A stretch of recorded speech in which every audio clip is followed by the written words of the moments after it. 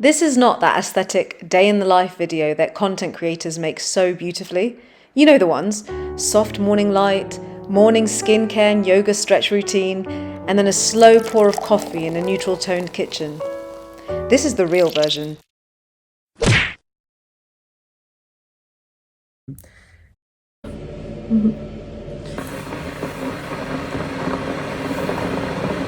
Okay, I used this yogurt, high in protein, and then half a banana and 1 square of chocolate that I melted in the microwave with some water.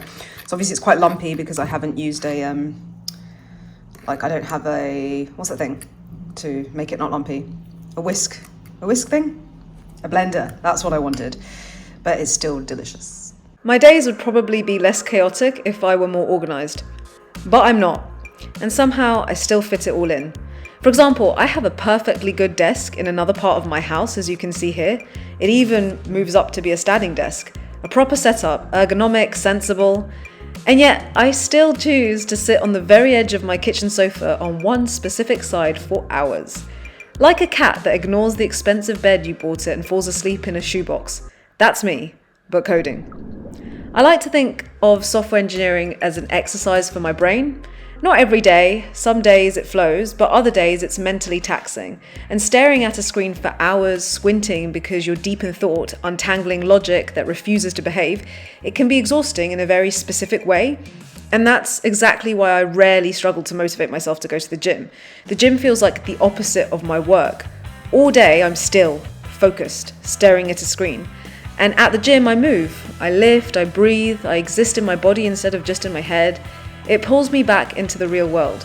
So no, this isn't the perfectly aesthetic routine of a hyper-organized tech girl who has it all together. It's messy and chaotic. But it's real, and somehow it works. Toasted. There's something so delicious about toasted sourdough, smashed avocado, and then scrambled eggs with a little bit of natural Greek yogurt to get them all creamy. Honestly, the yummiest breakfast, brunch, lunch, any meal. It's just so good. I had to do a little video. But yeah, that should keep me satiated a little bit. I'm probably going to have 2 more sourdough toasts. And I did indeed have 2 more sourdough toasts with avocado and scrambled eggs. That's 6 eggs altogether, a whole big, large, extra large avocado, and 4 slices of thick toast. But so worth it. I know I'm super privileged to have the flexibility to choose whether I work from home or go into the office. On this day, I was working from home since I already commute quite far after work to go to the gym. I typically go to the gym 3 to 4 times a week to train calisthenics and strength training, and I filmed a bit of that workout, which you'll see later on in the video. But sometimes when I don't do that, I either just stay at home slogged out watching some Netflix, or I go for a little run around the block and sometimes call a friend to keep me company. I usually stay home during the day because it saves me time and money on travel, and it means I can cook proper nutritious meals instead of grabbing something on the go. So for me, it just makes my routine so much more efficient and balanced. But it's also worth noting, it's not all smooth sailing. Like this week, to be honest, hasn't been one of the best weeks ever. I still get my training done because I don't rely on motivation, I rely on discipline, and it's sort of on autopilot for me that I go to the gym minimum 3 times a week to do training. And again, you don't need to go to the gym to do training. I'm sure if you've seen my other week of workouts videos, you see that sometimes I train in my house and just use my body weight as resistance. There's a lot of exercises that you can do on the floor as well, push-ups, etc. The stimulus is what counts, not the location of your workout. So by stimulus, I mean like training hard enough, close to failure, not necessarily at it, often enough, adequate weekly volume and frequency, and consistently enough for long-term adaptations to accumulate. Hypertrophy cares about mechanical tension and proximity to failure, not whether you're in a gym.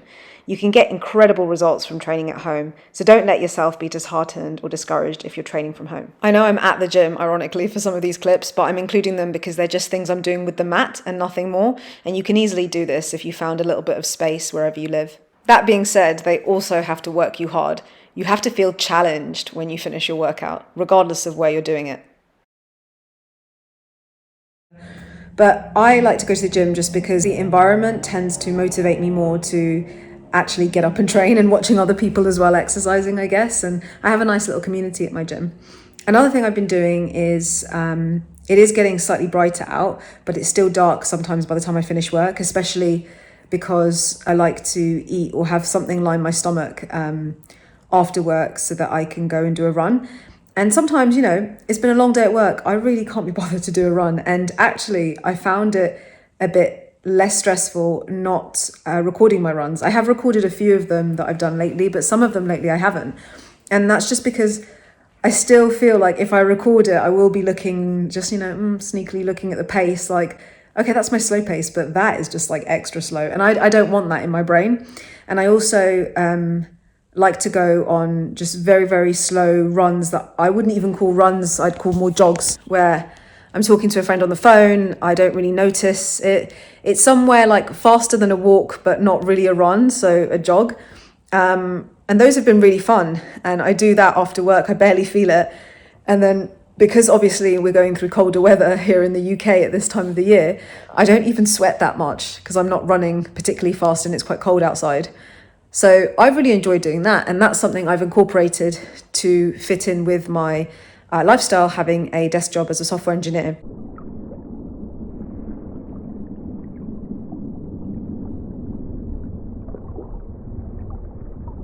And talking about snacks, with work finally over, I have my pre-workout snack. Not a pre-workout drink, but a homemade pizza with these little flatbreads.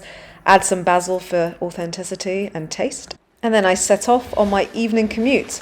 While commuters are making their way home or to pubs and bars to meet their friends, I'm on the tube to go to my gym.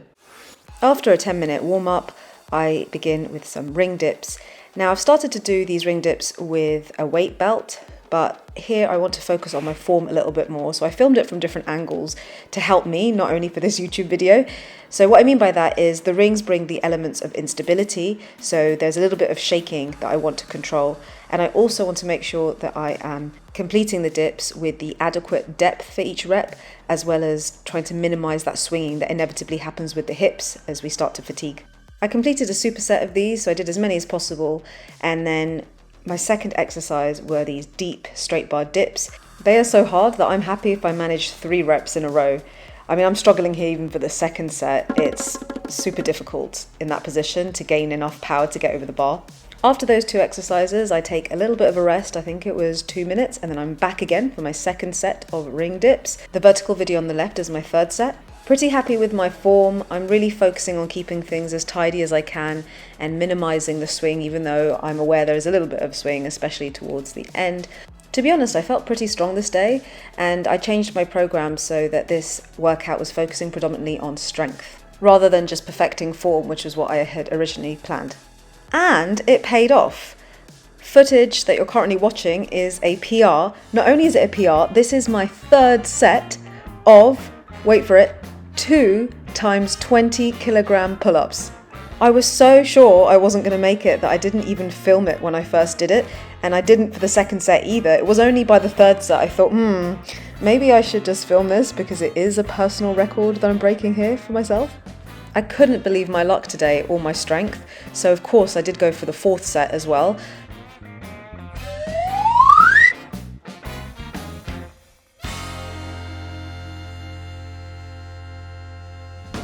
But I know to quit when I'm still ahead. I continued with the weighted pull-ups, but instead I dropped the weight down to 15 and completed various sets of 3 reps. This is one of them filmed. Sometimes I feel that my workouts that I do towards the end of the day, even though I like training in the morning, are better because I've had work all day where I've sat very still. And so I've been dying to get to this part of the day where I can actually move my body and really fry my muscles up. I use all that anticipation I've had all day to move my body as something positive to fuel my workouts. Now, if you're an OG at my channel and you've watched a few of my week of workouts videos, you'll be familiar with this next exercise where I change from supinated to a pronated grip, one hand at a time. I began doing this late summer of last year, so the last 5-6 months, sometimes when I remember at the end of my workouts, and I feel I've got much better. I can hang on the bar for much longer, so I have endurance in this exercise, and my chin doesn't go below the bar until I've done a large amount of reps. I'm proud. It was a good workout. All in all, it lasted about an hour, and then I came home and I had to have another dinner. This was a soup I had pre-made. I also blended some chicken for protein in there. Then I went straight to bed at a decent time. Ha! Who am I kidding? I stayed up for another hour, maybe more, doom scrolling in the dark. I tell myself it's Baofushing Oeo, sorry I slaughtered that, but it means revenge bedtime procrastination, reclaiming a little time for myself after a long day. There's even an official word for it. And there I am thinking, can't seem to sleep. Maybe holding a bright rectangle containing all the information in the world 2 inches from my face for the next hour will lull me into a peaceful slumber. Formal term or not, it's still brain rot. I always say I'll read a book instead, or just stop. But I have many flaws, and maybe that's the point. Being human is sometimes choosing the scroll over the sensible option, convincing yourself it's self-care, and somehow, in a strange way, it kind of is. If you've enjoyed that latest hot take, then you may also like this video next, all about how wearables might be making us more anxious.